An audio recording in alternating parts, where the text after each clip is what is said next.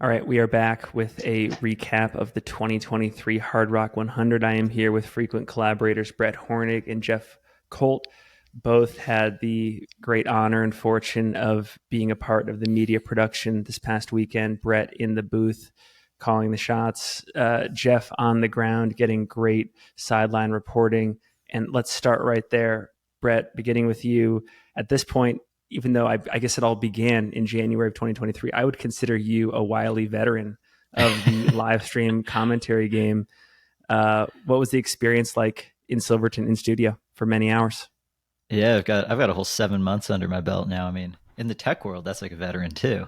So, um, it was amazing. Like walking, it's always so funny. Like I got in on Tuesday, like pretty good amount of time before the race, and somehow the set is always perfectly set up before I get there. Like it was the same thing with Cocodona.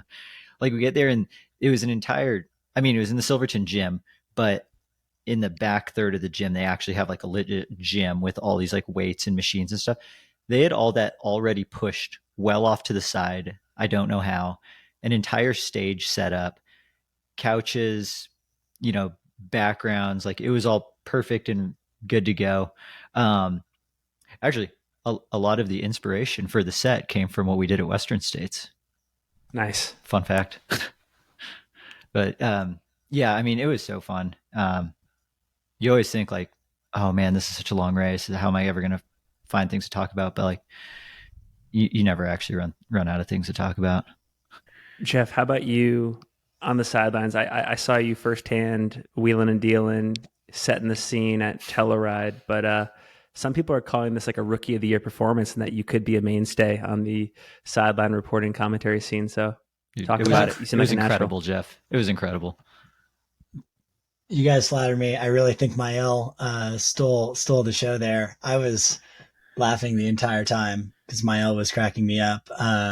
Just he's also a natural with checking in with runners and celebrities of the sport.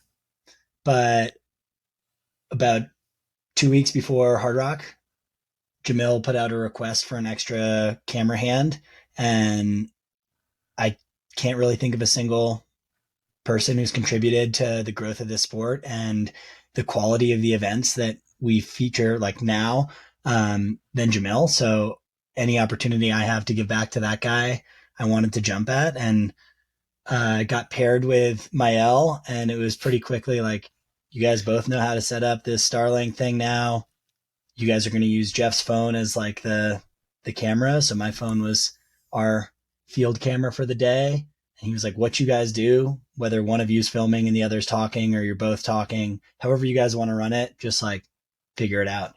And it, kind of evolved naturally at Cunningham that one of us would grab the camera and the other would start kind of calling out bib numbers, or one of us would like try to chase down the lead runners coming through, and the other would be screaming commentary into the AirPod. So it was a good learning experience on the run. Brett, I feel like in the same way you can never bet against Courtney in any ultra she lines up for, you cannot bet against Jamil and Matt when it comes to creating a minimum viable product at a first time event. Did the Hard Rock live stream live up to your expectations or even exceed them? I would say it exceeded them. And I think, yeah, kind of like Jeff said, like so much of that just goes like it's so much of it's just like Jamil is such a mastermind and just a grinder. I mean, he has an amazing team of people that want to help him out, but like there is nothing that's like beneath Jamil in terms of like what to do. Like there every he must have only slept like 3 hours between Tuesday and Sunday. Cause he was like just running around like because I mean, he'd have an idea of how he could make like, oh, would this improve the quality of the live stream? Yes or no? Like, if yes, let's try and execute on it. It's like, he's like, oh, we need to set up a finish line camera. Like, so then 10 minutes later, we're climbing up a ladder into the attic of the Silverton gym, trying to get a laptop up there and hang a, $2,000 camera out the window to try and get a static cam going. Or like, it's him out there driving up Stony Pass, trying to get the Starlink set up to get just some amazing shots, to just further show the beauty of the course. And then I think when someone like that sets that kind of example, people are, willing to like get down deep into the trenches and help in that sort of a way.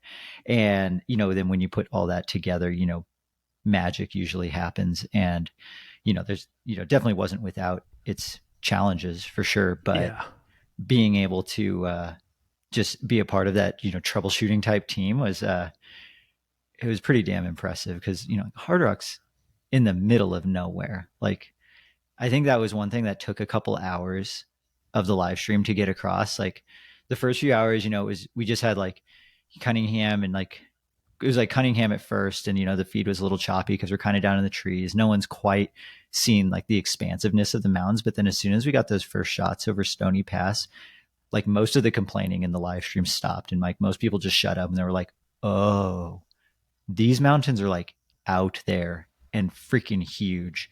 And then from like there on out, it was for the most part, like really good vibes all the way to the end. Hell yeah. Well, Jeff, you had me cracking up at certain points. Like my colleague and I, Scott, arrived in Telluride maybe at 9 or 10 p.m. And this was as Aurelian and some of the men's leaders were coming through. And you just had some funny comments on the aid station scenes that stuck out, like the steel cage match fight. I don't know who we attributed that to in the moment, but just stuff like that. Were there any particular calls you had during the day or updates that you really enjoyed or moments that stuck out to you holding the camera or just like updating Brett and the team in studio? I think you're referring to me saying that I wouldn't want to get in a cage fight with Javi Dominguez, which I stand by.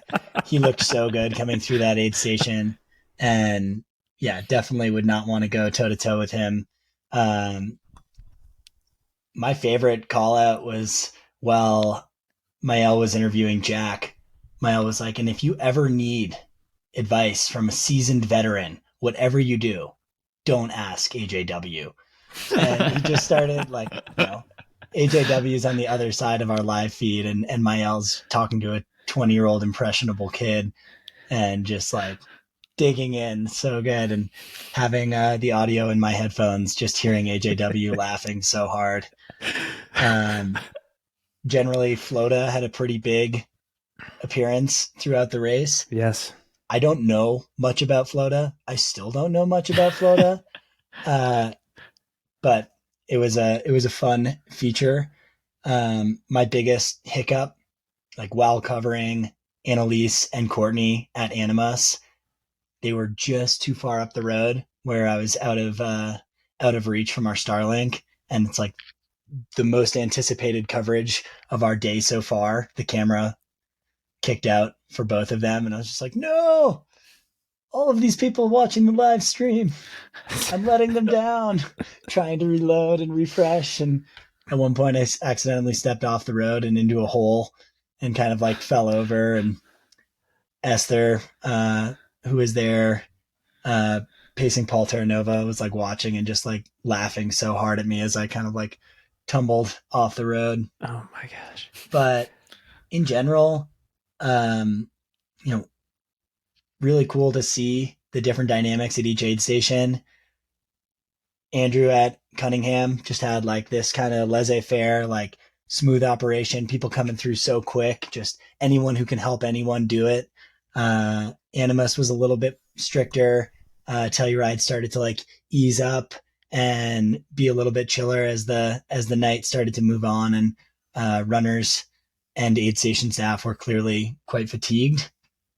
The vibe at Hardrock is kind of all hands on deck. Like, this is not an easy race. And I think we'll talk more about that later, as there's a huge differential between the first and the 10th finishers on the men's and women's side. And you look at these times, you're like, how did third place or fourth place like be 3 or 4 hours back? Like, this race is hard.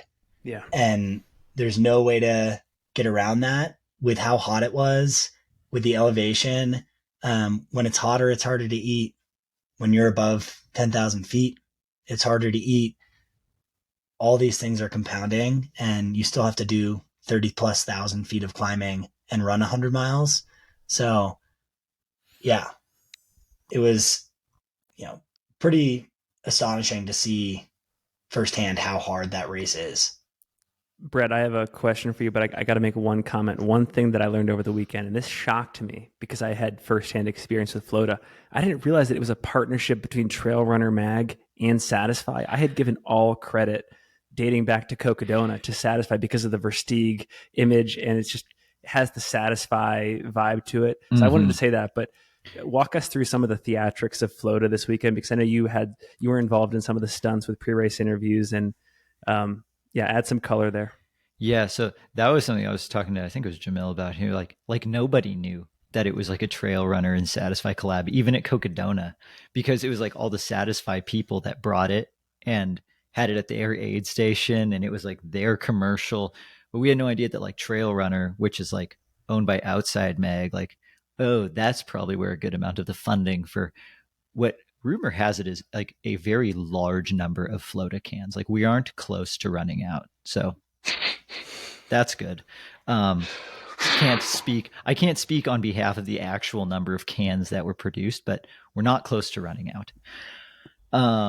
Yeah, so we just, for like Cocodona, we didn't know. Nobody knew. So I guess we kind of messed up, but I guess maybe Trail Runner also did too by not trying to make it more known. So then one of the goals for Hardrock this year was like, we got to make sure that they know it's a Trail Runner and Satisfy collab, which is why there was like a little bit more push on it. And I don't know if it's really a push to like get it more mainstream, but just like, I don't know, just to get people talking about it. But yeah, I mean, it was just one more, I mean, definitely more known now than after Cocodona, just with the amount of eyes that were on Hardrock. But it just kind of turned into one of those things where it was like, you just had to, not like you had to be there, but like, it was just one of those things of like, oh, this is kind of a funny thing to talk about, is mythical Flota. And then all the people we had for the pre-race interviews, we like at the very end, we were like, and this is for you. Like, and they'd pop it open and be like, oh, this is so exciting. They'd drink it and they'd be like, this just tastes like flat Coke. We're like, exactly.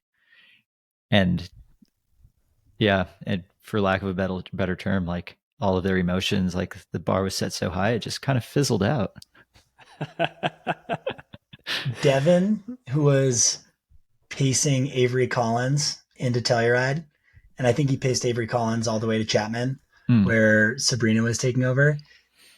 I was trying to not interrupt the runners or bother the runners, so I got all the pacers' names and was trying to ask them some questions. And I was like, Devin, how are things going? Right as he had taken this huge swig of Coca-Cola, and his response was like the loudest belch I've heard in close proximity in a long time. And I had a can of Flota in my hand, and I was like, Flota, don't burp. Yeah, you won't have perfect positioning. Yeah. Brett, I think I'll ask you the same question, but I'll direct it to Jeff first. Jeff, I actually don't know if this was your first Hardrock or if you've been a return spectator, pacer, crew person, etc. But is there anything in this year's edition of the race that you learned or came to appreciate even more about the whole operation, how it's run, how it's raced, stuff like that? I got the opportunity to pace my friend Jason Murphy when he finished 6th in 2018. That was the year Javier's, Kevin Hard, thank you, had his debacle, and cool to be part of that race. Cool to see as a pacer what those mountains are like, what the actual event feels like. This time around, though, I was mostly at Cunningham, Animus, Telluride, and then the finish. And seeing those different aid stations, you got to keep track on the runners a bit more and really see how run down the first 12, 15 runners were, as opposed to just following your one runner. And I think I appreciate how hard it is. I still want to do it, but at like 12:30 in the morning at Telluride, seeing Jeff and Paul and some of the tail end of the top 10 men come through, it's just like, I don't know if I want to run this race anymore. Like, this just looks so hard. And we were so tired from being up and just moving around and announcing. Like, the heat of the day had zapped us, but we couldn't really say anything seeing these athletes come through and how like wrecked they really looked.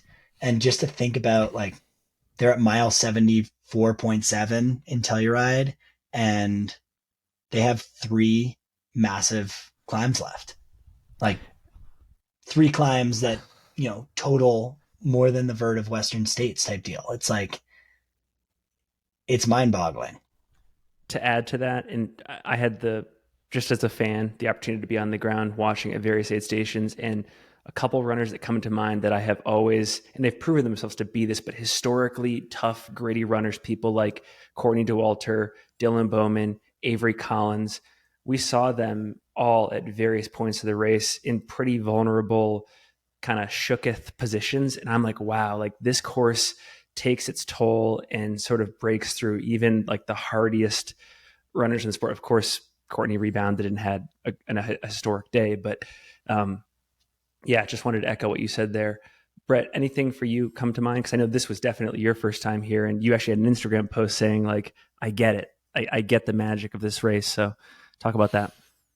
Yeah, I mean, prior to being there, like the coverage of this race was, to an extent, like Iron Far's Twitter, and then you just kind of, you kind of see the same pictures every year, and like the pictures are amazing, but they just don't do it justice to like have a camera up at the top, like towards the top of Engineer, following runners coming up the pass, for like a mile. And then just being able to like go out on a few runs and like check out a few sections of the course. And yeah, just like how unrelentingly hard it is the entire time, where there's just like not a single free mile out there.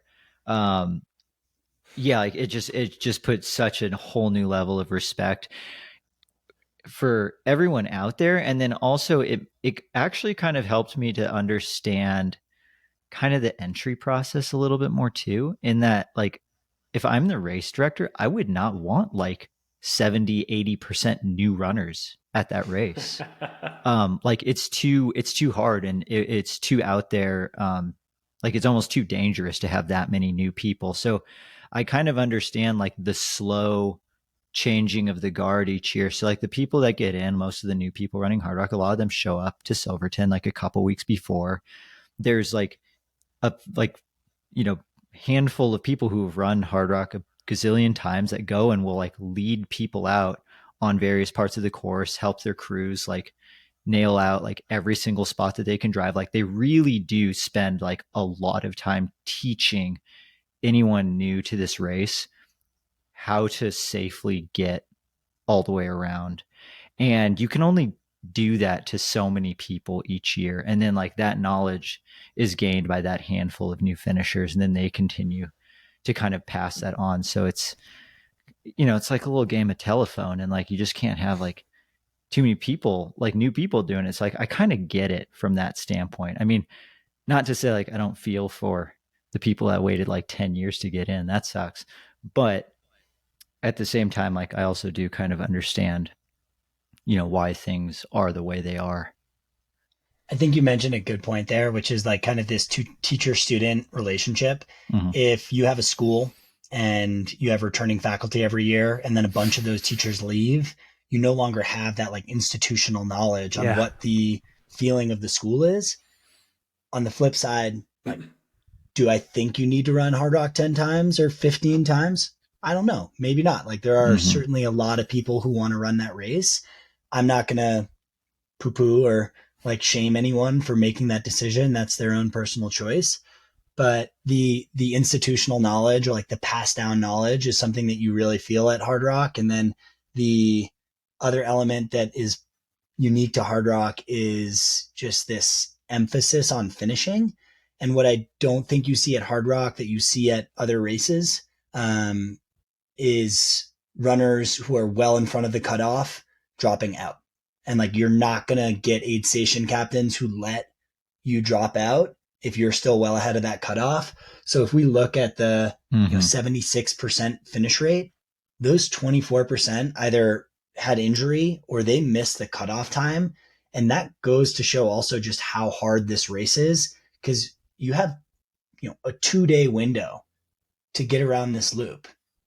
All of the finishing times, when you compare to something like Western States, are like befuddling. Like the thought of being out there, for 38, 40 plus hours is hard to imagine. Yet like the majority of runners who aren't able to cross the finish line, like they actually got cut at an aid station because they didn't make it there in time. So that's another, piece of the puzzle that's hard to wrap your head around, is just how far, how challenging, how much climbing there is, how much the elevation kind of plays a part here, that a lot of these runners, many of whom are also returners, aren't able to actually finish the race. Like every finisher is so grateful for getting around that loop, and whether they are like having a serious moment of tears when they kiss the rock or just this extreme relief, it's like visceral in a way that sometimes you're like, I actually don't feel comfortable sharing this photo or video of, a friend who just finished this race, because it's incredibly personal. It's bonkers to me, and you kind of alluded to it there, Jeff, that the Western States Golden Hour happens 18 hours before the final Hardrock finisher crosses the finish line. Like Yeah. it's a 2-day race for a lot of people. Yeah. That's There's only bonkers. been like a dozen Hardrock finishers by the time the Western States cutoff happens. I know. Yeah. And for that reason, like jumping to that, audience question, the Western States Golden Hour is so magic because it's a bunch of people concentrated finishing together, and seeing all those people on the track at the same time racing to like get their goal. It's empowering. The final hour of finishing at Hardrock is like people coming out of the trenches. Like they're pretty wrecked, and it's empowering in a different way, but it isn't this, orchestra of like everyone, finishing in the same moment, sharing this like finish, and people hugging at the finish like seconds or minutes apart. It hits different for sure. Yeah, I think I agree with that too. I don't know if that's like, I don't know if it's like which golden hour is better, but I feel more magic in the final hour of Western States. But I would say I felt more magic in like the final 12 hours of Hardrock. Cause it was kind of this like, dude, like by 48 hours, like you're just tapped out on emotion. Like 29 to 30 hours, you can still have a little bit in you when you finish. But like the last like 8 finishers, they came in and like they were stoked, but they were just like, oh my God, like, can I please just go in the gym and like hide under a cot? And like, yeah, it's just a different kind of, I don't know, satisfaction for getting around the loop. It was the night before Hardrock, and we were like showering in that river, like right next to Kenda Mountain, because that's just what you do at Hardrock. It's pretty gritty, but I was down there, and there was this guy like soaking his feet before the start of the race the next day, and we just got to talking, and he mentioned that he had been applying for Hardrock for, it was something like 14 years, and he started when he was 27, and now he's 41 years old. That's like a quarter, 20, 15% of a lifetime. And it made me think of Michael Caine's character in Interstellar, when like Matthew McConaughey goes to space and like he just keeps aging a shit ton, and like he kind of dies at the end before Matthew McConaughey can get back. But that's Hardrock. That's the Hardrock application process. It's freaking wild. This is a little personal anecdote, and it's actually a little note. After seeing Jeff Browning win in 2018, I wrote this note, which if you can't read it, it says, grit, the passion and perseverance to pursue an interest over the long run. So get after it. Be the best at age 45. Because in 2018, I had started submitting for Hardrock, and there's a total reality that I won't get into that race until I'm 45 years old. For sure. Which is another, 13 years. But it's like, it's so true. Like the dedication that folks who've been putting into this race for a long time. Maybe my favorite example was Brian Cuomo, who like fell in love with Hardrock as a middle schooler and made it his life's goal to run Hardrock in middle school. And I think he had maybe put in 10 times. So a pretty absurd amount of time. Had a great race too. Storybook ending. Yeah, a great race that like also looked at times like he was heartbroken and absolutely crushed. But, if the Western States motto is, 100 miles, like a day in the life or whatever, or life in a day, Hardrock's is like 100 miles in the San Juans is really long. And you can come Waiting back in decades. Yeah, you can come back so many times. Like, you're working with geologic time here at Hardrock, and like, it goes to show you can sleep for 3 hours at an aid station and still finish top 10 overall. I would love to transition to a quick summary of the men's race. And to get this conversation started, maybe, Brett, we can turn it to after I say my piece. I have an interesting stat to share, and it involves a lot of hypotheticals. But if you go all the way back to 2013, American men have had just as much trouble at this race as they have had at UTMB. European men have won this race almost every single year. And if you include the year that Xavier got disqualified in 2018 for taking aid outside of a aid station, and the year that Jason Schlarb tied with Killian, it's basically been Euro domination. And it played out that way again today. I kind of want to save the debate about why there's been that domination for later in the listener portion of the episode, but I think this is a fun place to kick it off, because Aurelian had that wire-to-wire win. So, Brett, maybe walk us through the most interesting parts of the men's race this past weekend. Yeah, I mean, Aurelian and was it Benyat who got second? Yep. They were pretty much running like, just a lone 1-2, like pretty much the entire day, kind of like Walmsley and Hazen at the 2019 Western States, where like Aurelian could not let up at all because there was someone else like hard charging behind him. Like, it was one of the things that was crazy was Benyat. He like blew through 2 like critical aid stations that no one in their right mind would have ever thought anyone would just blow through. Like, the aid station volunteers were like, oh my gosh, this guy's going to die. Like, we got his bib number at least. But like, just seeing that on the live stream, because it was after like Sherman, 4 miles to Burroughs, and then 10 miles to Animas Forks. And between Burroughs and Animas Forks is Handy's Peak, where you go over 14,000 feet. Between Sherman and Burroughs is like 4 miles on a dirt road. But like, even at that point, it was like cooking. It was so hot out there. And we see him running over, and like, we had this great camera shot just looking down the road. And you can see the like heat waves coming off the road, and like everyone looks all squiggly, and they're like, oh man, this is gnarly. He just blows straight through the aid station, yells out his bib number, and just keeps going. And even Jamil was like watching the feed. He like peeked over and was like, did that seriously just happen? Like, does he not have it? Does he know this course, that there's like some big mountains in between? And like, he was fine. Like, ended up working, whatever it was. And then did the same thing out of Ure at Governor Basin, just blew straight through that aid station. And I guess, figured you just go from Ure straight up to Kroger's. But like, those were some mega long stretches. And like, that was the level of competition that was at the front of the field. And like, I guess Benyat felt like he needed to, I'm sure he had planned to do that earlier, but to be doing that and like seemingly still continue to lose time on Aurelian was like, it was just so impressive to see, because he was like one of the few like unflappable looking people the he entire looked like such a day. stud. Not to objectify, but he looked like he's like a French Tom Evans. He looked so like a thoroughbred. Professional, the absolute unit, like thoroughbred. This guy, Yes. Like, when you're wearing those compressed sport, calf sleeves, I know you're legit. Benyat, I kind of overlooked, but that guy didn't have a spare hair on his body. He had that like Tour de France energy. I was like, okay, he's probably going to crush it too. This is Benyat. Benyat, yeah. Yeah. Yeah. Dude, that guy was shaved to a T.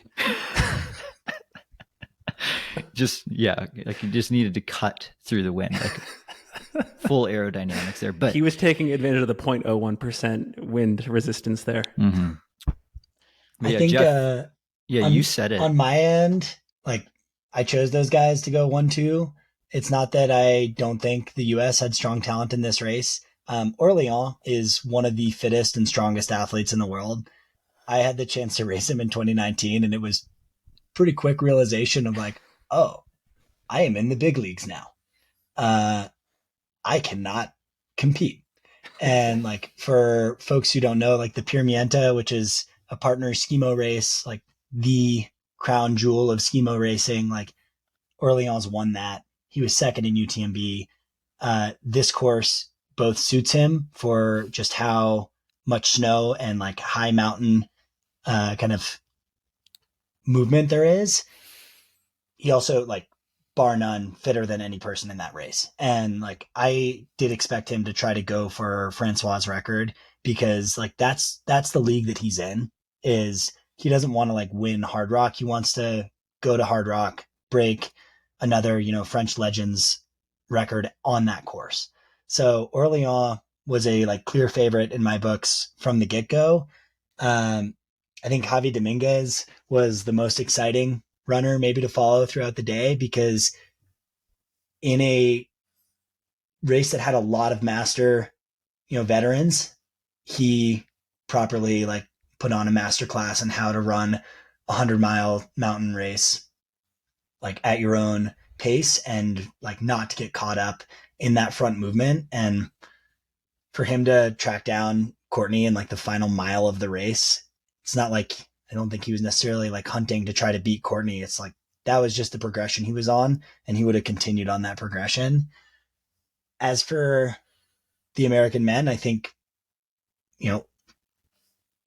responding to Aurelian and Bignet's early moves likely took its toll on Dylan and Avery. Mm-hmm. And Dylan definitely showed it a bit more than Avery did, but seeing Avery leave Telluride, it almost looked like he was feeling too good. Like he reminded me of like when I went through Ruckachucky and was like, I'm going to win this race, and then blew up seconds later. I like saw that in his eyes a little bit of like, wow, he's actually running out of this aid station at 74 miles, which with how much is ahead of him might be perceived as reckless.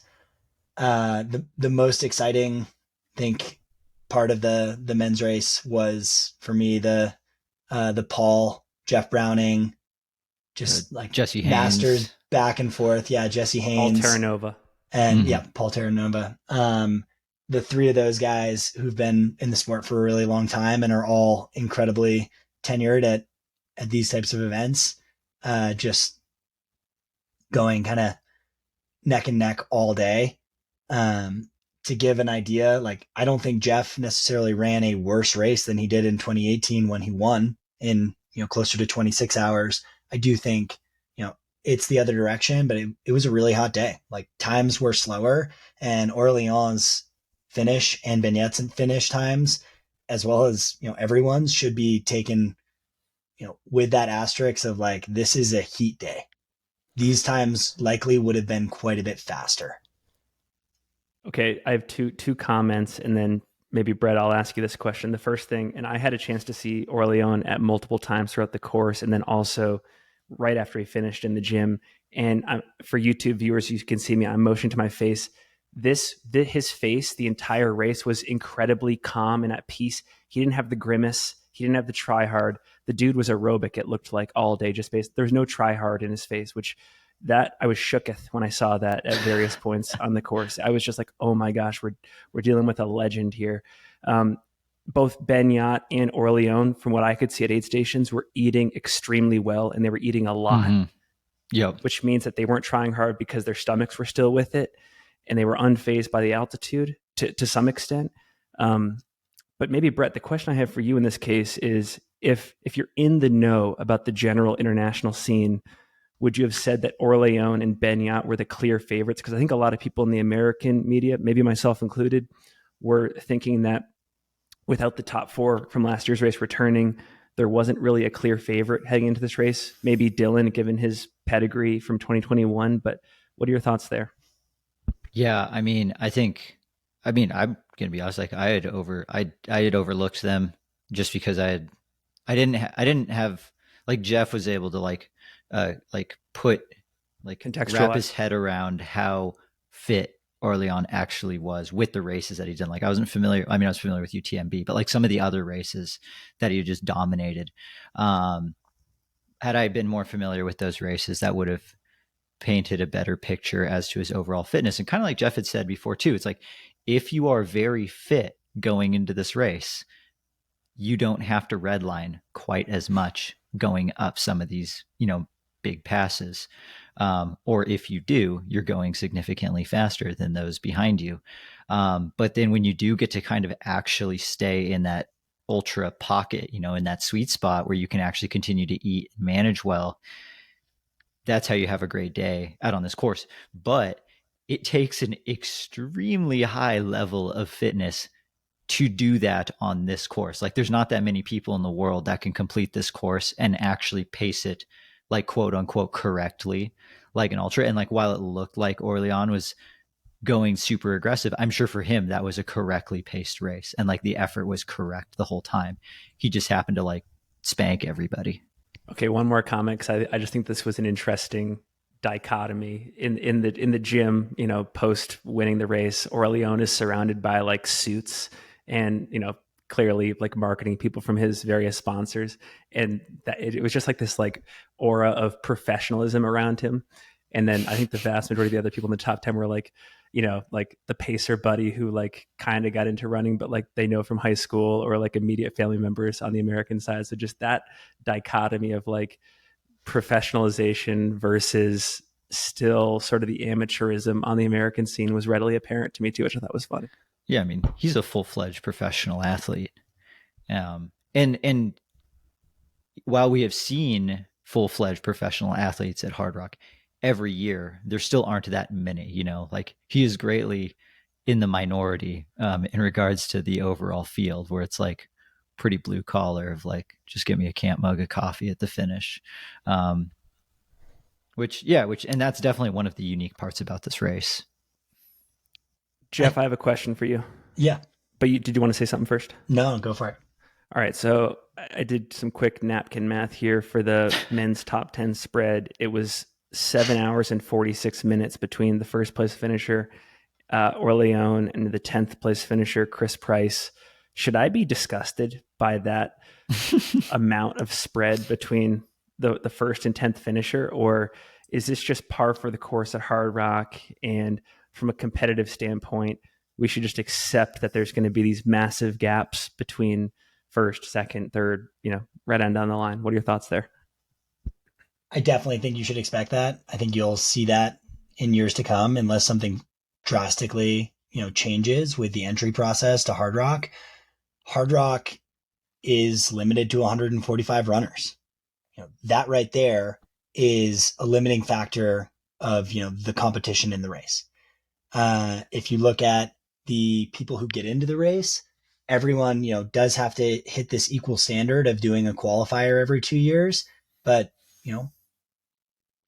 2/3 of 3/4 of the race are veterans who are returning. That doesn't necessarily mean they're super fast. And the median age of Hardrock, it's called the, master's level ultra for a reason, like PhD level ultra for a reason. The median age is quite high. That doesn't mean it wasn't a competitive race. And blow-ups at Hardrock, they certainly take years off your life, and they add hours and hours and hours to your finish time. So for someone to take a hour-long sit at another 100-mile race, they might still be able to finish in the top 10 and only 2 hours out from the winner or whatnot. That delta is going to be smaller. At Hardrock, like, blow-ups are real, and when you actually try to wrap your head around how much climbing and descending you still have, regardless of where you are on that course, when things go awry, there's no easy way to the math adds up quickly. So while I think all of the times are slower this year because of how hot it was, and the final 30 miles were snowy from Telluride, like from Kroger's to the finish were quite snowy. And, we didn't hear much complaints at Handy's or even, the first 9 miles going up and over to Cunningham. But the end of that course was a mess. So Yeah, I don't think you should be disgusted. I think you'll continue seeing it. I think it's part of that course. If I were to, flip that back on you, you have the like one of the fastest 100-mile runners in the world in Arlen Glick. You have Mark Hammond, numerous top 10 finisher at Western States, top, podium finisher at Run Rabbit a couple times. Dylan Bowman, second place at Hardrock, as well as world-class finishes at UTMB, Ultra Trail to Mount Fuji. Like, this is a Yeah. extremely talented field. And Yeah. what this course does to that field is indicative of how challenging it is. So, like, yeah, Jose Cruz paced an exceptional race, came in and out of aid stations, moved efficiently, and he beat Avery Collins, who put everything on the line to try to win and had an explosion and took a long nap. Uh, the different ethos with Hardrock is both of them did the same thing. Like both of them finished this race and run, and it's like it's not a race; it's this like really hard loop. I think there's a different level of shared emotion and connection to folks you were out there with. Everyone saw the darkest parts of themselves and also the prettiest parts of southwestern Colorado. Great points. Brett, Um, where's your mind at when it comes to this? Yeah, I mean, I just think the top 10 spread is irrelevant in a field that's 146 people. Like, that's a pretty massive percentage of the entire field. It's like, why do we care about where 10th place comes in? It's like, That's a great point too. the only point, like, top 10, I understand talking about at Western States because they all get invited back. But, like, top 10 at heart, like, who cares? I mean, yeah, it's what's like kind of like Jeff says, like, this was a world class field. Like, actually, to have that many people, to have like more than one world class athlete in a race this small is pretty special. And there was actually quite a few. And yeah, and it's amazing that even when you still have that many who were like veterans of the sport and have crushed some of the other races, this race just absolutely can still just dominate them. Which just goes to show like, yeah, and like it's a hard one to figure out because you don't just get to like, oh yeah, like I topped, like, say you top 10 at Western States and it still like wasn't your greatest day. Like, you get to come back next year and try it again. Like, that just doesn't really happen at Hardrock. So it's hard to be like, do it 5 times and all of a sudden just like learn how to do it really well, unless you're so good that you're just winning it, still not having your best day. So yeah, I mean, and just with where the current entry process is, yeah, we're gonna see probably massive spreads from 1 through 10 for quite some time, and I think that's okay. I think it's worth noting before we move along to the women's race Yeah, of and course. also acknowledging like when we were talking about the exceptional runners in this field, we're still talking about the men's race. Like Courtney's the greatest ultra runner of all time. Like, put her in that conversation with maybe just Killian. But Arlen ran so well. And Yes. seeing Arlen out on the course, knowing that 3 weeks ago he had done Western States, he and Courtney were pretty close together the entire day, both looking incredibly bronzed and So moving bronzed. so well. He was the other, top 10 contender that like when he sat down to eat, it was clear that Arlen's success in running isn't just because he's an exceptional runner. He's very good at eating.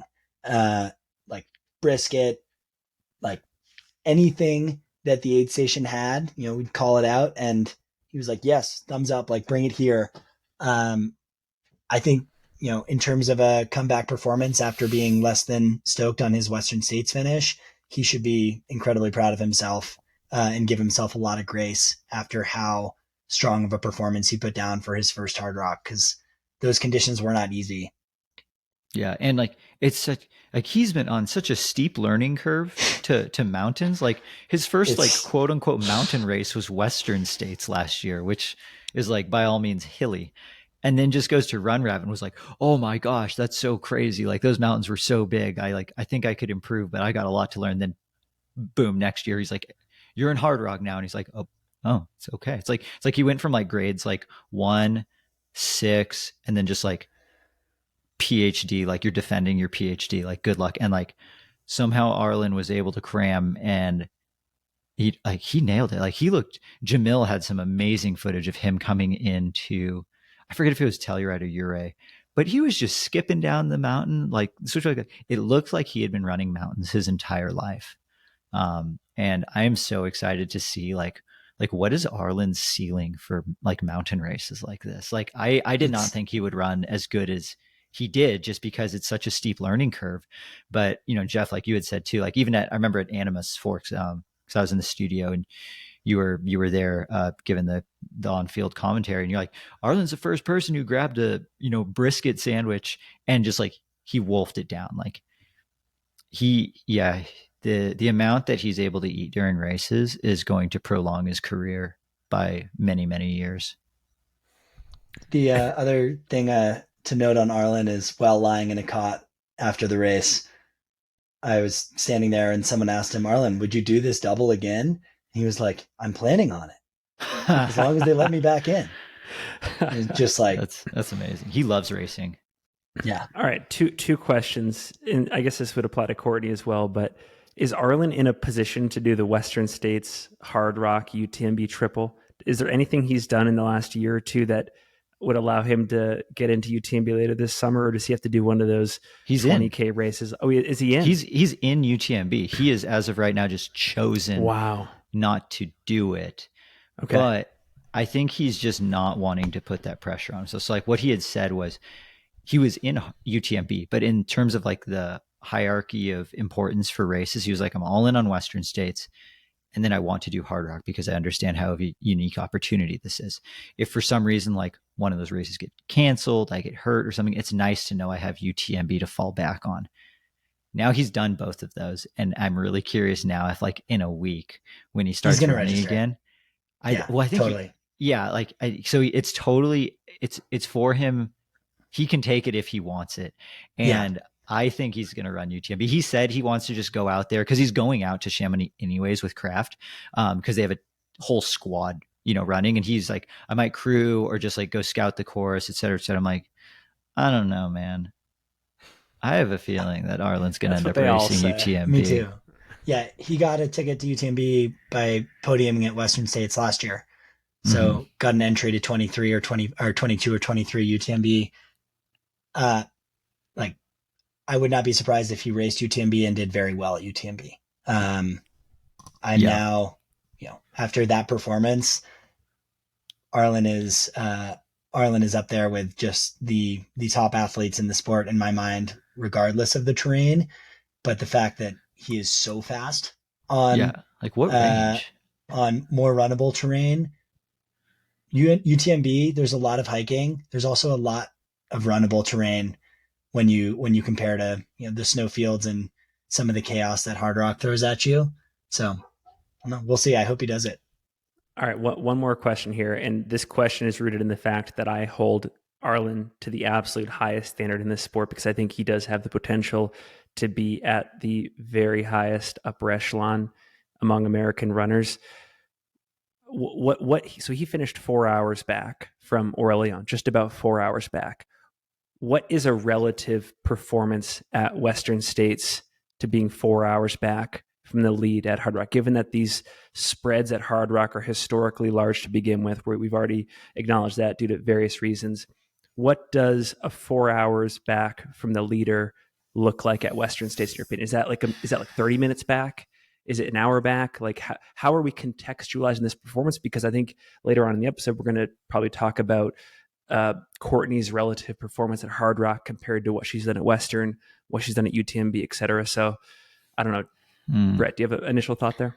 Well, I guess here's my question is Arlen's Hardrock performance better than his performance this year at Western States? Like I lean towards yes, but also because like my standards for him at States were so much higher than my standards for him at Hardrock, and like he in my mind underperformed at States and then way overperformed at Hardrock. Jeff, what do you think? Like, I think to me, the takeaway is that he did both 3 weeks apart, and both of those performances alone are impressive. Together, they're incredibly impressive. I think maybe his Hardrock performance, time wise, if you look at how many people have run faster than him on Hardrock versus the number of runners who've ever run Hardrock, and then That's a great point. the same comparison for Western States, I think Hardrock's probably a more impressive performance. Yeah. Sub 30 hours is it's kind of that's rare. not the sub 24 hours. That's the sub 20. That's like even faster. Like, I guess, sub 20 and sub 30 are probably comparable between the two races. I don't really think you can draw direct comparisons between which of Arlen's races were stronger, though. I'm happy to make that comparison for with Courtney. She had exceptional days in both. But yeah, I think the combination of his efforts is what puts Arlen, in that top tier of global athletes in my book. Yeah, I think this performance like threw him into a new level of athlete, just because like I expected Courtney to be able to throw down a pretty solid double. I didn't expect Arlen to, just because of like Western States jacks you up. That racing, I know Arlen has a good ability to recover, but it's then you have to recover and then be able to survive these mountains. And for him to have at least as good of a performance again 3 weeks later, if not better, it's so impressive. And I really want to know what he's thinking right now, because even a couple hours after the race, he was dead in a cot, already thinking about next year. I can only imagine what he's thinking 3 days later. I got to give one shout out to the Guerrilla Marketing Hall of Fame. Brett gave Arlen a pair of feature socks during our Western States pre-race interview, and then Arlen wore those socks at Hardrock. And I'm not saying we gave features a bunch of free brand awareness during Hardrock, but I'm saying we gave them a bunch of free brand awareness during Hardrock. Yeah, you're welcome, features. I guess also thank you, features, for making good socks. Anyways, let's talk about the women's race, and I'll kick it off by saying this was the first time I've ever seen Courtney race, at least in the last 5 years, excluding the scenarios where she had the DNF due to injury, where I was worried. I was worried that this was going to be the first unraveling in the history of her career, and she would demonstrate her humanity, and someone was going to beat her. And in Ouray, it looked like that to me, because I saw Courtney come in. She spent a lot of time with her crew. She looked like she was suffering. By contrast, Annelise was there. She was hugging her baby. She was being jovial with her crew. She was eating well. And then both leave. Annelise looks great. Courtney is walking. And yet, in those initial moments out of Ouray to Telluride, Courtney retakes the lead and puts 23 minutes on her. And I just don't know. I don't know what transpired in the 2 minutes after Ouray for that whole series of events to happen. But again, it just adds to her legend. I was blown away. I bow down even further. It's wild. So I don't know, Jeff, what are your thoughts on the whole women's race? Or Brett? Yeah, no, Jeff, go ahead. My thought is Annelise ran a spectacular race. She ran the 5th fastest female time ever. She was so composed. She was so fun to watch. The fact that she was beat is crazy. The fact that she was beat by Courtney after winning Western States 3 weeks ago in an unprecedented performance, and seeing what Courtney was going through out there, because every photo you look at, her smile was strained. She was smiling. She was joking. She was hurting. She was tired. In a real way. And yeah, I was thinking of seeing that humanity and humility as well, of Courtney just giving herself some rest, and this is a lot on my body. And when she came through Telluride and was so just with it, dialed in, out, and looked at Kevin, I was like, how do you process this? He was like, I don't know, man. She's on one. She's doing it. The women's race, I think, got blown open. And to be fair, there are 29 women in this year's race, and that was the largest field ever. So I think we can acknowledge that Hardrock has some work to do on gender equity in this race.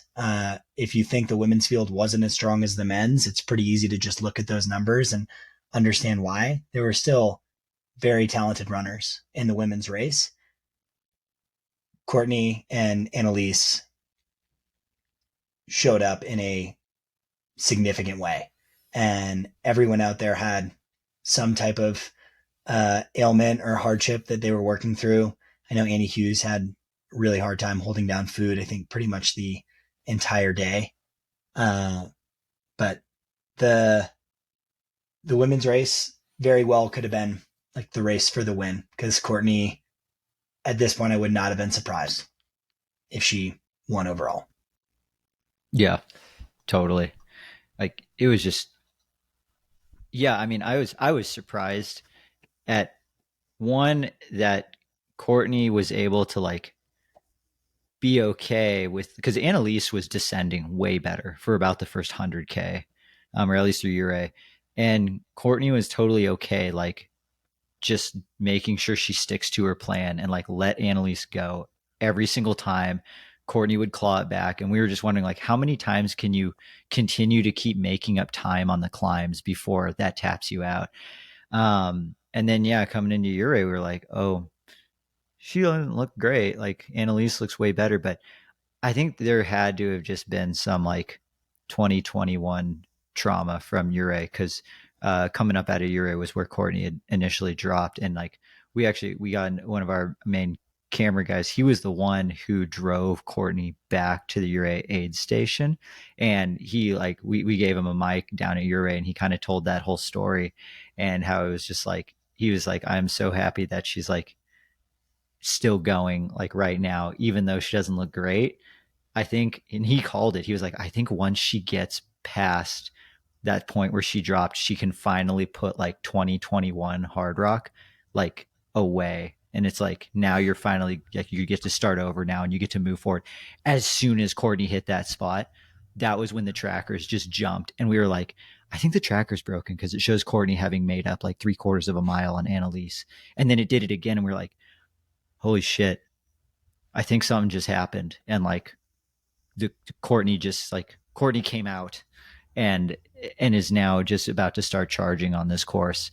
So yeah, I would love to hear her thoughts on what it was like to get past that spot that she had to drop in 2021. Because yeah, I think once she got that spot, that was like a massive mental win. Didn't she do one of the last 3 climbs twice accidentally? She had to repeat a portion. Yeah, so I was talking to her husband Kevin after the race, and going up Grant Swamp Pass, like one of the most insane climbs before coming down towards Island Lake, they went up the wrong chute, and there was a course marshal up like the correct chute that you're supposed to come up, and then you follow the course along the ridgeline before coming down.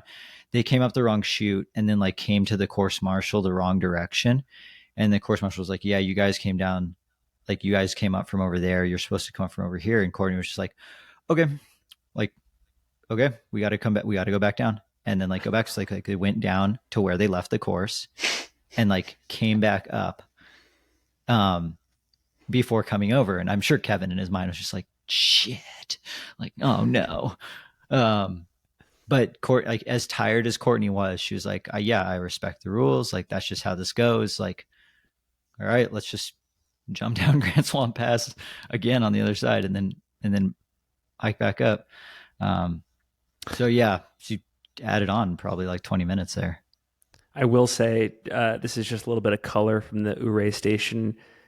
It did appear that Kevin anticipated Courtney's revival in these last 40 miles. As soon as she left the aid station, I overheard him saying to the rest of the crew, she didn't look that bad. I actually don't think she looked that bad. I think she's fine. I think we're going to troubleshoot this. She's going to be fine.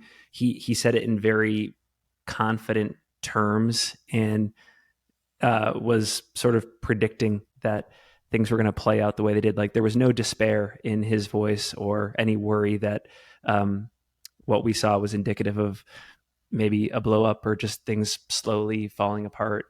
he's kind of a mad scientist over there in terms of making sure she's ready to go, and he's incredibly dialed at each aid station. It's very impressive.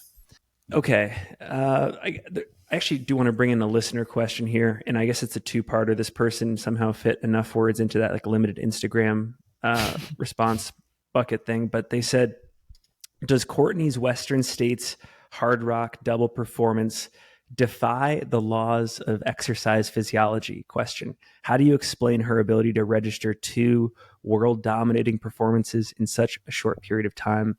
Question mark. Jeff, what initially comes to mind for you there? Last week, Michaela Schifrin won ESPYs for the female athlete of the year. Mm-hmm. I think that there are very few humans on par with Michaela Schifrin and her ski racing prowess, and I think Courtney is one of them. I think what we're seeing is a, one in however many million talent. It's not just a generational talent. Courtney, where she can go, how deep she can dig, it's like, it definitely defies the law of my physiology, as well as like a lot of, mental barriers that I've been working to break through in my own performances. Like Courtney's Western States performance standalone is the performance of the year. Mm-hmm. Courtney's Hardrock performance, amplifies that to a like mind-boggling level. And to put down those two performances 3 weeks apart, other than the easy explanation, which is her name is Courtney DeWalter, and that's the person who did it, I don't think there's my brain can't register it. I mean, Brett, this is something that stuck out to me. It's kind of old school in a sense. I mean, I was looking back at some Ultra Runner of the Year years, and I think the year Carl Meltzer won in 2007, he had to race and win 600 or 700s because frequency was the name of the game, and people were having success in that framework. Jeff Browning still does that to this day. I think he's racing 500 or 600s this year. He's doing the Rocky Mountain Slam. But even he's not having a commensurate level of success at this rate that Courtney is. What are your thoughts? Yeah, I mean, we're talking 15:29 at Western States. Like, that's not just like racing 500 or 600 milers. That's like doing something that no one could have, no one even imagined. Like, I think the fastest prediction time I heard for Courtney was like 16:10, and people were like, "Oh, you're out your dadgum mind. She's not going to run that fast." And then she like blows that away by like 40 more minutes. What I do think that, I mean, to win Western States at Hardrock is insane. Do I think a fresh Courtney at Hardrock runs faster than she did here? Like, absolutely, like a lot faster. So yeah, I don't think it defies the laws of exercise physiology, because Courtney went into this race tired, and Courtney was tired the whole time. And like on her most recent Instagram post from today, she said she was like troubleshooting the entire time because she was tired from Western States. Fortunately, Courtney is so damn good that even when you throw a pretty tired Courtney into Hardrock and give her that challenge, she's still good enough to win it, which that's why I don't think it like defies the laws of exercise physiology. She's just that much better than everyone else at the moment. And she was able I think to do something that. to recognize with this performance, Diane Finkel, master of this race, there's been a lot of really strong female runners who've run this race, but in general, because of the size of this race, fewer runners get to run it. Mm-hmm. And the world's best talent doesn't get to take a crack at it every year. Yeah, I think Courtney can go sub 24 at Hardrock without a doubt if she's fresh. Agreed. But the bar that she just, jumped and pushed at Western States, that bar had a lot more backing and a lot more of the best runners in the sport, trying to push it over the years than this Hardrock one. Like the course record for Courtney, once it was clear she was, continuing on past Ure and running, like it didn't seem like it was really in question. Like she was going to get that course record. And we have one of the best runners in the sport pushing the envelope at every race she goes in. Like that envelope is now, pushed to the point where Courtney has set the bar. Like the only, thing that's going to blow me away, like more than what she's already done, is if she returns to UTMB and pushes that bar that much further, because the closest comparison, even in the same hemisphere as Courtney, is Courtney's previous self. Yeah. Like we don't have anyone else kind of in the same league, other than the top men. And like had a great conversation with Zach Miller on our run on Saturday morning as racers were finishing up. He's like, that's what Courtney's doing for the sport, is she's redefining what the expectation is. And, up and comers who want to run that 100-mile distance, when they look at UTMB, they're not looking at a sub 24-hour finish. Like Courtney has rewritten that entire book. Like women are no longer looking at sub 17 at Western States. Like that has shifted so dramatically that, it's like Killian and Mathieu running sub 20 at UTMB. I bet we're going to see a lot more sub 20 performances at UTMB in the years to come, because if you want to keep up with the professionalization and how strong runners are getting in this sport, you need to be ready to run under 20 hours at UTMB. You need to be ready to run under 22 hours at Hardrock if for any reason you were to say get accepted to the race. Excellent points. And to build off of that, someone told me this the day after Hardrock. Brett, it could have actually been you. We were talking about this, just contextualizing this performance, and you said that, or someone said that it's similar to the early 2010s in men's ultra running, where you take that window of like 2009 to 2014, and Killian probably could have consecutively lined up for Western States, Hardrock, and UTMB and won all of them and registered pretty compelling performances at each, because the sport just hadn't quite caught up to him yet. And maybe it's the case that Courtney is the Killian of this era, where she's setting a new precedent, and maybe 5 or 10 years from now, someone of her stature will still win individual races in impressive fashion, but it's going to take more than just herself being tired to win consecutive ones, because there's going to be more people in her orbit, which I thought was, and Brett, maybe that was you, but I thought that was a very interesting take on this whole situation. Yeah, I can't recall if I said that or not. Like with the exception of Hardrock being like a race that does not necessarily showcase the world's best talent every year, right? Like the entry process to Hardrock is something that will, as like indefinitely, I guess change the odds of that happening. Yeah. This race wasn't like shallow, completely on the, like there were, of those 29 women, first off, 27 finished. We had a 93% finish rate for women versus in the 70s for the men. So kudos to all the women who showed up to like make a statement with finishing the race. But we had previous winners and podium, contenders on the starting line. And if, Courtney's brief 10-year stint as a professional ultra runner like shows us anything, like experience is everything. And there's a reason you see veterans win Hardrock a lot. It's because they've been experienced on that course. So, Courtney, is Courtney 39? Is that right? 38. Courtney's 38 years old, has raced a lot in her career, and has 13 years refined that like skill of racing to a really impressive level. I still think like having run this exact race before, which she has, is a huge benefit. And, Darla, Darcy, like we had really strong veterans coming back into this field, and like check the results, look through the finishing times, because for those women to be so far out, like it's one indicative of, how challenging the conditions were. It's also like year over year, Courtney's performance is definitely a standout performance at Hardrock. Yeah, and we've talked about it in some of her previous races, like the Courtney effect, where when Courtney shows up and lines up for a race, and like it's announced that she's running this race, everyone else shows up on their A game, and then like the overall chunk of results gets elevated. It's not like Courtney just dominates people by more. It's like, sure, Courtney still wins, but then you look at the like 2 through 5 or the 2 through 10, like all those spreads get better. And it elevates the whole sport.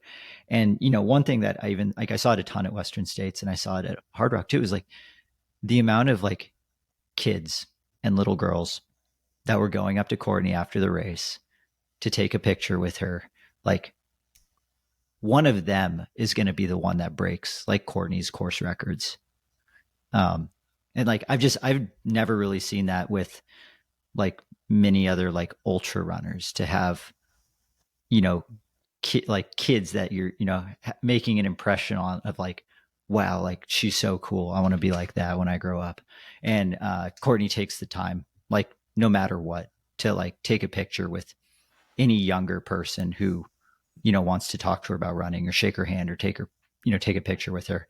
And, I think outside of just her running, like Courtney's such a great ambassador for the sport for all of those reasons. Like she doesn't just, go hide somewhere. Like she kind of has to at times because she's, pretty famous in this world, but like she'll take the time to like make sure that like every kid that wants to meet her, like will be able to. And I thought that's just pretty special.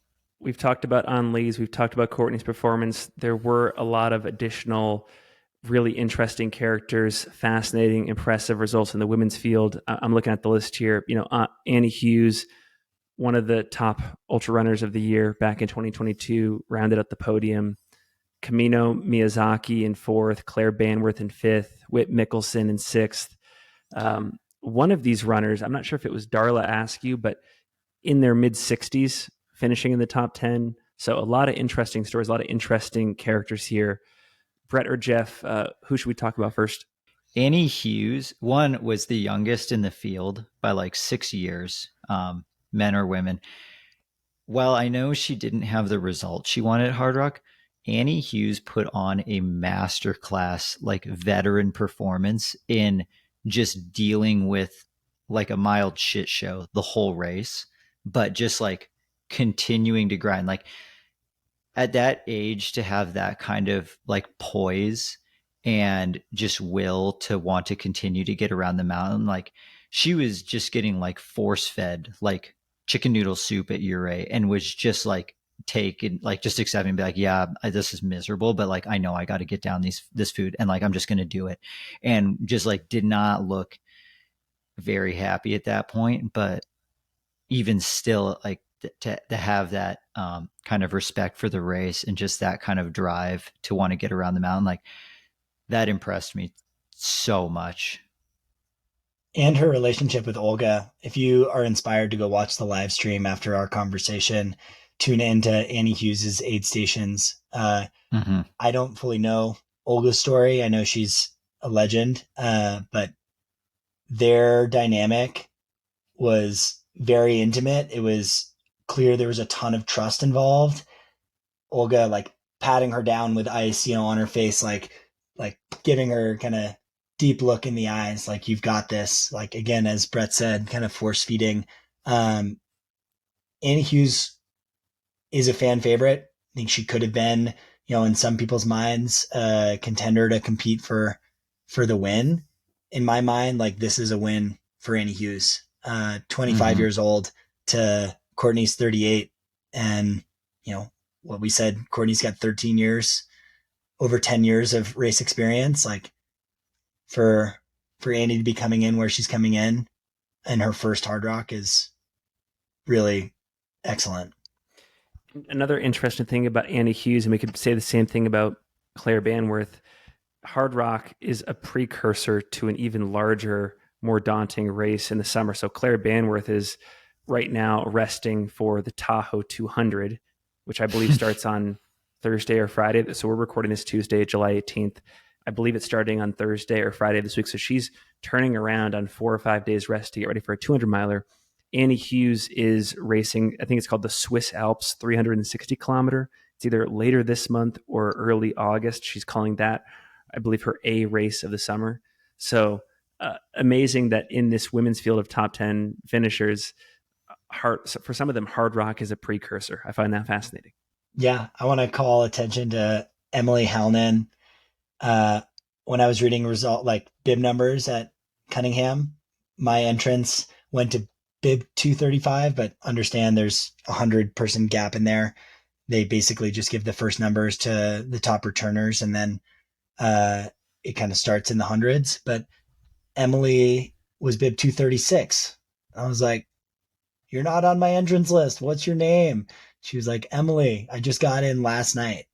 So she got notified that she was racing the night before a 6 a.m. start and ran with great composure all day, ended up finishing 9th overall. That's a stellar performance. Oh my gosh. I mean, that's amazing. The whole, the wait list process of like potentially like, you know, some races will cut it off on like 3 days before the race or the night before the race. Hardrock cuts their entries off 15 minutes, I think, before the race starts officially. So I'm just like, to be able to have like trained for this race, not having gotten in, and then to go over to the race, you know, however long before, and still have not gotten in. And then the night before the race, you get in. And it's like, how invest, like the amount of like investment you have to have in just like the faith that you're going to be like going to get in and do it. Like that's, oh my gosh, like that's so crazy and then to be able to execute a really, you know, great run. Gosh, yeah, that's like one of the most impressive stories of like perhaps the entire race. All right, I'm reading the latest post from Jason Schlarb, who is partner to Whit Mickelson, and this is an ode to Whit. He says 7 to 9 births per month as a midwife, so that's her job. In the lead up to Hardrock, averaged 25 miles a week throughout 2023, and had a persistent knee and foot injury throughout the block, and finished 6th overall. So I think, you know, that's maybe a guiding light. I don't ever encourage like under training for your objective, but that's pretty inspiring to people that just have a lot of other competing obligations in life and have to like get in minimum viable mileage somehow and still get it done. And obviously she performed at a high level. So I find that fascinating. Yeah. Camino, who was 4th, Camino won Isatria earlier this year, that 100-mile race. So already 100 under her belt this year. She's also had, you know, top podium performances, I think at UTMB Thailand. So the women's field, a lot of strong 100-mile runners who run a lot of races each year. Something you can notice as a trend. The runners that are attracted to Hardrock seem to like these really long, arduous races. Becky Bates, it was her second Hardrock, and Becky 61. Yeah, I think yeah, that was incredible. I think her recap was straight up, "I love my life," and just so much appreciation for her to get around the loop a second time. The gap in the women's side, 10 hours, not crazy different compared to the 7-hour gap on the men's side, especially as we go back to, you know, that the number of women runners in the race is significantly fewer than the number of men. I will add there, though, if you look at 4 through 10 on the women's side, they were separated by only 2.5 hours roughly. So it was pretty tight from 4 to 10. So if you remove Courtney, Annelise, and Annie from the equation, it was a hotly contested race for 4 through 10. A lot more tight, I believe, than the men's race in that section. Kind of going back to, you know, you're saying like the type of person that signs up for Hardrock likes to challenge themselves. I mean, another notable finish was Pam Reed, who finished the Pam Slam. I guess, I don't know if that's what people were calling it that, but then she was like, no, it can't be the Pam Slam because there has to be a 4th race in there. And I'm only doing 3. So I'm just calling it Pam's 3 runs. But Pam did Western States and then the Badwater 135 and then Hardrock all within that 3-week stretch. And she finished in great spirits, tired of like, why did I do that? But at the same time, it was like, yeah, that was pretty sweet. That was pretty cool to be able to do that. And it was really fun to get to talk to her before the race, because she was like, I've never run so little in my life. I usually run like 3 times a day because I'm just not bad at sitting. And when you do 3 big races like this, all you do in between is sitting, and it's killing me. So I've been ready to run Hardrock for like 10 days now. So it's like, just, the mindset that gets brought into like a challenge like that. Like Pam probably had no doubt in her mind that she was going to be able to do that, just because of the way that she, carries herself to these challenges. I was definitely shook by Pam at Cunningham at mile 9, like seeing her and being like, this woman looks so tired. And like Courtney ran through there pretty well. We were keeping close eyes on all of our, I think there were a handful of Western States Hardrock doublers. Mm-hmm. And I was like totally concerned about Pam, and to continue throughout the day, seeing her come through aid stations and finish up the race. She has a constitution that is unmatched. She's amazing at just grinding and getting through these really hard races back to back to back. Before we get to some of these spicy listener questions that we can address, I think it'd be good to just wrap up our own controlled takes here with any just major highlights or takeaways from the race. So this could be anything you noticed on the ground about racing style, nutritional strategies, aid station management, any other performances outside of what Aurelian did, Arlen did, Courtney did. I know, for example, Brett, when you and I have talked about Black Canyon and Western, we thought we just saw major advancements in the professionalization of the sport in so many different angles.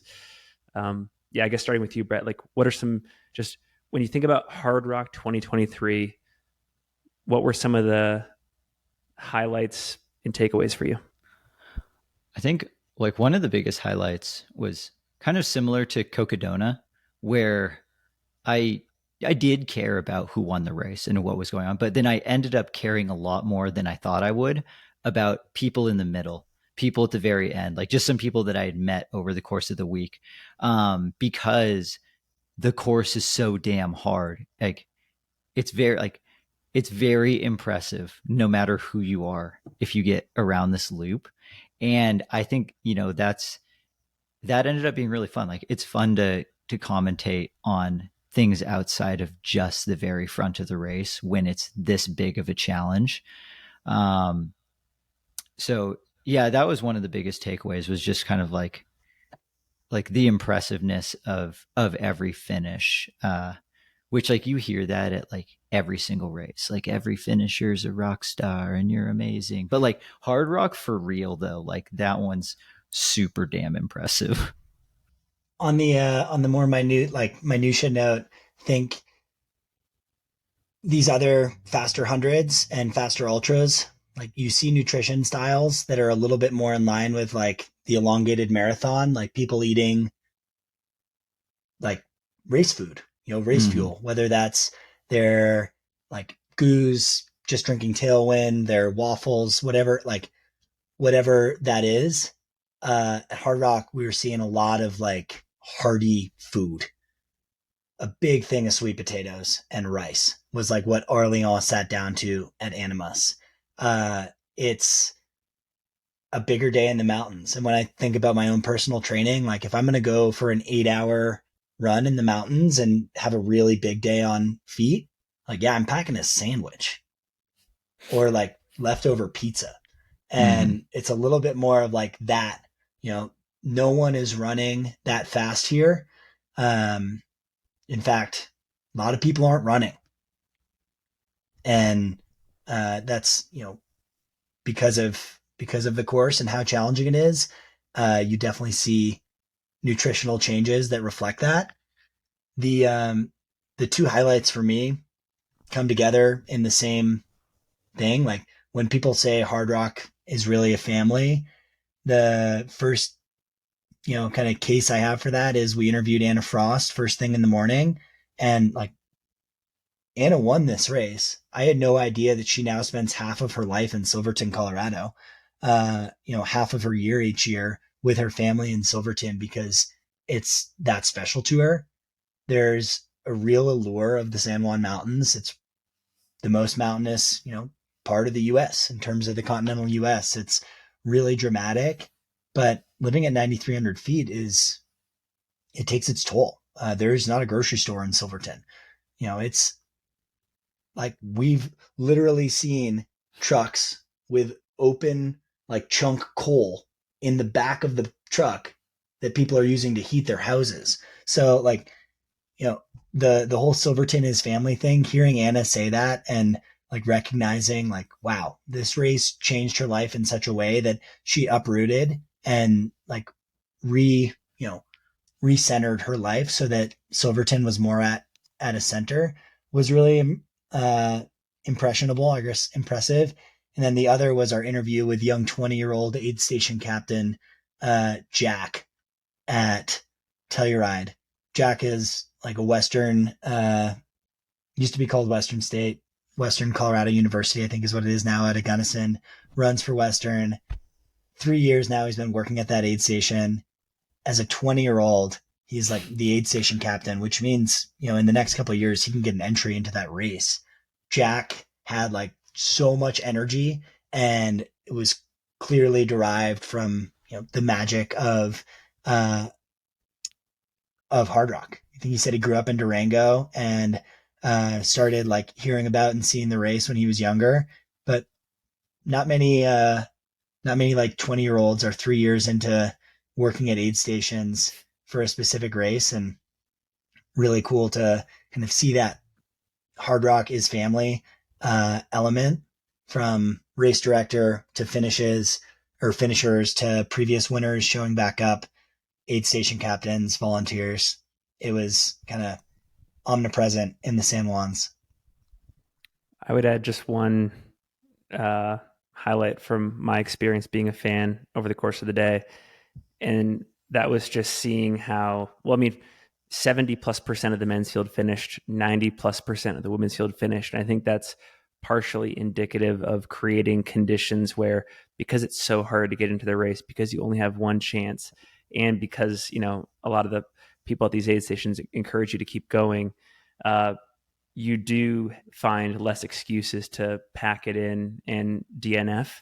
And it was especially impressive to see a lot of like the heroes of our sport, the goats of our sport, people like Dylan Bowman, heavy hitters like Avery Collins, not have their ideal day and have to really start to practice perseverance very early on in the race, and ultimately gut it out no matter what it took. If it required, for example, with Avery sleeping, 2+ hours at Chapman.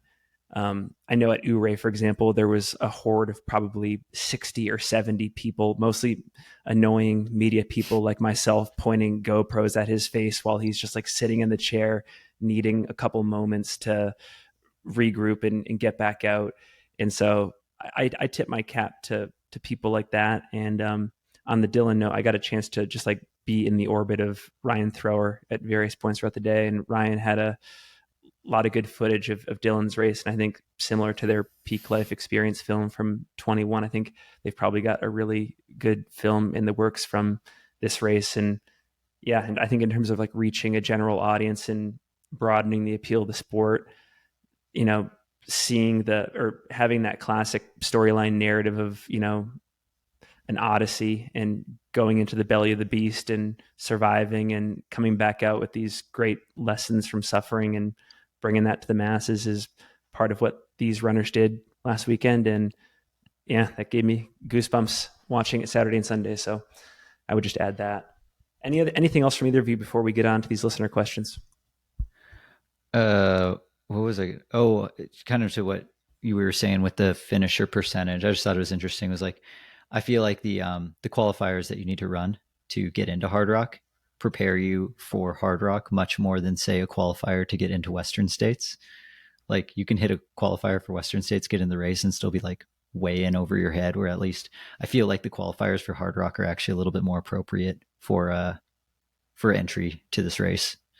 Just a thought I had. maybe goes along with the spicy takes of these listener viewer questions, but I just wanted to throw that out there. I think before we dive in, I would say if you have the opportunity to crew or pace at Hardrock, take that opportunity, but also take it with extreme caution, because your pacing leg might look like 18 miles, but it could be 10 hours. Yeah. And crewing, when you're hopeful that your runner might finish in 30 hours, that runner might finish in 45 hours.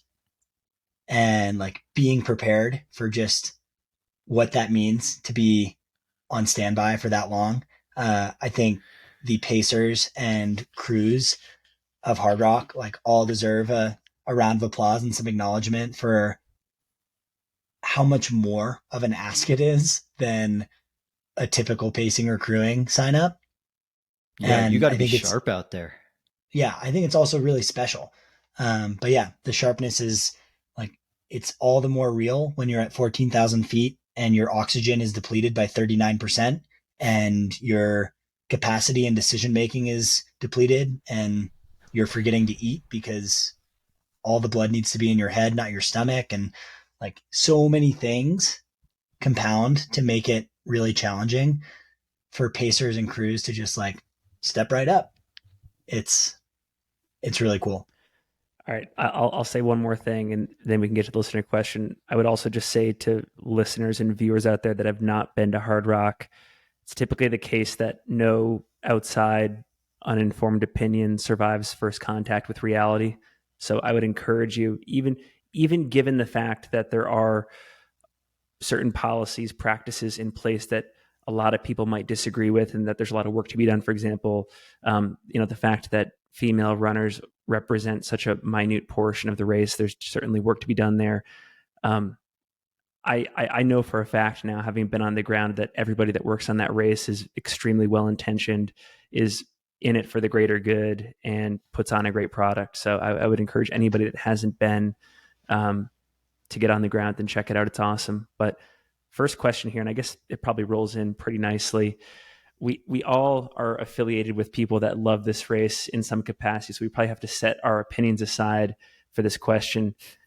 Does the coverage Hardrock gets, so for example, Single Track covering the race, I Run Far covering the race, Aerovipa putting on the live stream, does all of that coverage outweigh its entertainment value being a relatively non-competitive race? Why or why not, Brett? I don't think it outweighs its entertainment value. I mean, I think even if you don't have a hyper competitive field at the front, the fact that this race is so difficult brings a huge amount of entertainment value. Like, it's almost more entertaining to see people who I'm not sure can finish try and finish, because I mean, you get to see it all. And then being able to have like Jeff and Mael like at the aid stations with a live camera of just like someone actively throwing up into the grass, like it doesn't matter if you're a world-class athlete or not. That's entertaining from a fan standpoint. But I think a race like Hardrock does deserve like more than just what it's had in the past regarding like how you could follow the race. I feel like it falls into that echelon of like, the like iconic classic races. So I'm glad that it exists, and that more people like are able to witness it as a result, like just simply because of how stunning the San Juans are too. Yeah. Can I jump in there? Yeah. If you haven't Googled Ice Lake or Island Lake or Cunningham Gulch, Google them. This is one of the most stunning landscapes in America. And I grew up running in the White Mountains. And once I like really got into ultra running, like this dream of like, wow, it'd be so cool if we could actually showcase how excellent New Hampshire's White Mountains are in a 100-mile race.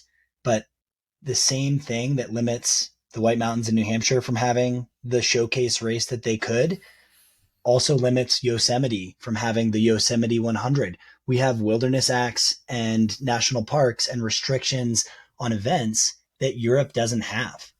And the one exception to that rule, for the most part, is Hardrock. It is showcasing the most beautiful mountains in our country And like when you go to races in Europe, whether that's UTMB or even, like Peñagolosa or Isatria, they are showcasing the most beautiful parts of that region.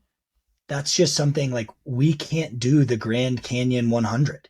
We have amazing landscapes that would be so amazing to actually get to run through, but there's restrictions on group sizes. So like the Ure 100 is maybe a counterpoint, an argument there. That race is harder than Hardrock. That race is in the same region, in the same mountains. I still think it's like, it might just be that Hardrock came first. Hardrock, in my opinion, it's the first 100-mile race I wanted to do. And like when I learned I had to do another 100-mile race to get into it, I was like, okay, I'm going to do 200-mile races in my life. The one I get into Hardrock and then Hardrock. And like, that's still the end all, like be all is I want to run Hardrock because it's the only race, in my opinion, in America that's showcasing the most beautiful mountains we have to offer. There's not a Wind River High Route 100. There's not a Teton Crest 100 in this same way. And like, that's something like, as I guess Americans, not to get all patriotic, like we should be proud of Hardrock for it really is like the best foot forward in terms of showcasing natural beauty in any race in our country. And I think that's why we see Euros trying to get into it, and also Euros doing well because it's more like races in the Alps than races in the US. Hard to follow up those two answers. I'm basically in agreement. I think my answer would have been different back in April of this year. A lot of things changed for me after experiencing the Cocodona 250, which was the first race where I realized that the thrill of watching survival and death and rebirth multiple times throughout a race amongst any class of runner in the field was just as compelling, if not more compelling in some circumstances, than whoever was winning or how the podiums shaped out. And I think Hardrock is probably another example of that. And I think maybe the exciting thing here for me, in addition to everything you guys mentioned, is maybe this live stream experience proved out to other races where competition is not as much a priority, that a live stream operation can be compelling. Media attention as a result can be compelling. And there are different ways to cover a race that could be just as compelling as your standard, I run far, top 10 men, top 10 women throughout the day. So anyways, I would just say that. All right. I think we'll do one more here. And I really appreciate you guys taking all this time here. The last question, why did the top European athletes do so well here relative to the top American athletes? Why was home field advantage not a factor? Brett, well, kind of what are your like thoughts there? Well, kind of like what Jeff had said, like the Europeans do have home field advantage because they actually get to do big mountain races more often. Well, like it's more normal to do races like similar to Hardrock in Europe. So like now looking back on it, like kind of makes more sense that like those with more mountain, like big mountain experience and have experience doing like big mountain races come over to Hardrock and fared just fine. So yeah, I don't know if just being an American means you have home field advantage at Hardrock. Geography used to mean something. It used to, but then they invented airplanes and such. I think most of these athletes are coming over and doing altitude training for a couple weeks prior to the race. So yes, more committed. Yeah. And that's a leveler for the playing field. So to echo what Brett said, I think the Euros are more comfortable with this terrain. And if they're also getting the altitude, adjustment, they, would likely be my favorite for performing better. Like from an American standpoint, it's somewhat minimally supported. The aid stations are pretty far apart. There's only like 5 spots you can crew your runner. I got to interview Javi Dominguez before the race, and he was like, yeah, I'm going to have no crew, no pacer, because that's just how we do it in Europe. But then once I said that, I had a whole bunch of people reach out. So like the craft team manager who's from Spain, was like, "Oh, we'll help you out." So then all the spots that they were waiting for Arlen on, they helped Javi with. But Javi was fully, totally 100% fine to do the entire race solo and still try and compete for the win. He was like, "Yeah, that's fine. Sure, whatever." Whereas like coming from like an American racing standpoint, it's like, okay, I got to carry all this extra stuff with me because I'm going to be spending 3 hours in between aid stations. Whereas like the European mindset was like, yeah, that's fine. And like I now get to have someone run with me and they can help me load up my pack when I get there. Like is like almost more luxurious in some regards from a crewing and pacing standpoint. So I think that's an advantage there, just taking like that mindset that you get to take into the race versus the opposite. I don't know if this is a good point because I don't know what the weather conditions were like over in a lot of those mountainous regions of Europe, especially in mid-May, mid-June, before these runners came over and did training camps. But I know, for example, in the Wasatch, we had a record snow year. It was very hard to get. You could not really get into the high country until like the last week of June, which is when you're starting to begin your taper period for Hardrock. I know that was also similar case in other parts of the Western US, the Sierra, et cetera. I'd be very curious to know if that to some extent took a toll on a lot of American runners that could not begin or ever do Hardrock specific training for a very long period of time before the race. Brett, Jeff, you're laughing. So what's up?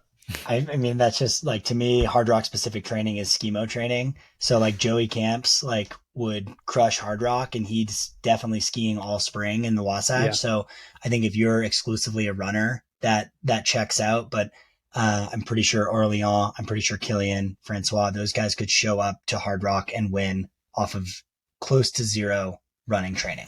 This was a great advertisement in that case for doing skimo, being a multifaceted athlete. It's a good point. Helps build that engine. And like be able to access that altitude and that terrain and feel comfortable in the snow. I think Finn, maybe you and Katie were talking about like Aurelian laughing at Arlen like sliding down the course or something. There was some quip I heard somewhere. Yeah. And it's like if the mountains are snowy, you either go run in them or you ski in them, and that's getting used to the conditions you're going to be in. So if it's snowy in the Wasatch, you should likely be training because it's probably snowy in the San Juans. Guys, this has been such an awesome episode. Cannot thank you enough for your generosity with your time. Excellent takes. Great recap. Brett, do you have any final thoughts you want to leave the listeners with before we go? Oh man, I don't know. I mean, I'm just coming home. I'm like very tired and very sleep deprived, but like the Stoke Cup is like pretty full right now.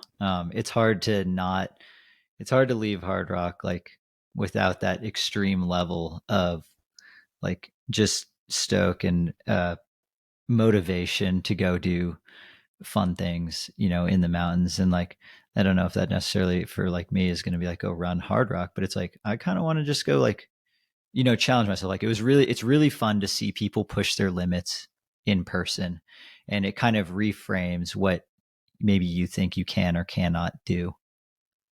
Yeah, mine's a plug for Jamil Curry.